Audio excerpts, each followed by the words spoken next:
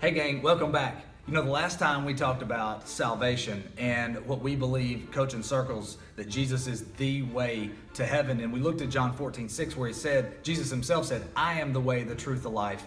No man comes to the Father but through me. We saw that Jesus wasn't just a way to heaven, that he was the way. Well, today I want to follow up on that and maybe encourage you a little bit more. And we're going to look at the words of the Apostle Paul in Ephesians chapter 2, verses 8 and 9. And in that, Paul says that it is by grace through faith that you've been saved. And I want to stop there for just a second, and that just reiterates what we talked about last week, that it's just by grace, by the grace of God, by God sending his son Jesus and saying all you have to do is believe, that by that grace, through your faith in him, all you have to do is put your faith in the fact that God sent his son Jesus to die, raised from the dead, to overcome sin for us. We just put our faith in him. That's how we've been saved. But then moving on into verse 9 of Ephesians chapter 2, that's where a lot of us get stumbled and tripped up. And I think for me, I know as well, in my life, I've had a hard time getting over this because verse 9 says that it's not of works so that no man can boast. Now, as a coach, that really seems kind of strange because you have a game every week and you have to do something to get ready for that game to have a chance to win. Whether it's scouting reports, whether it's breaking down opponent film, whether it's meeting with your players, practicing, getting practice scripts ready, putting off practice, all the different things that you have to do to get ready for the game, you have to do something. Because imagine if you just didn't do anything all week. That if all you did was just show up at the game, imagine how bad that would be.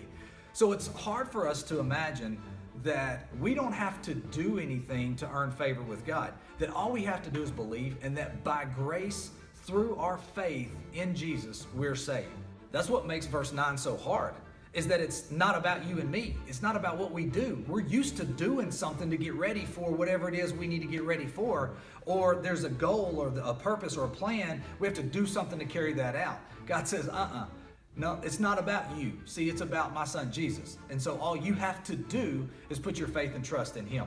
Now imagine if all you had to do was just show up to the game. Now say that the plan for you to win the game was all you had to do was believe that you were going to win. You didn't have to practice. You didn't have to show up and work late into the night getting ready for practices or the games or whatever it is. All you had to do is in your heart, you believed you were going to win the game. No doubts, no question, guaranteed that if you just believed it, you would win it. Now, that'd be a pretty good deal, right? I mean, it caused all of us a lot of heartache, a lot of trouble, a lot of worrying, a lot of fretting. But that's what Jesus is saying, that all you have to do is believe. Don't just take my word for it. Go to the scriptures yourself. Go to Ephesians, read 2, 8, and 9.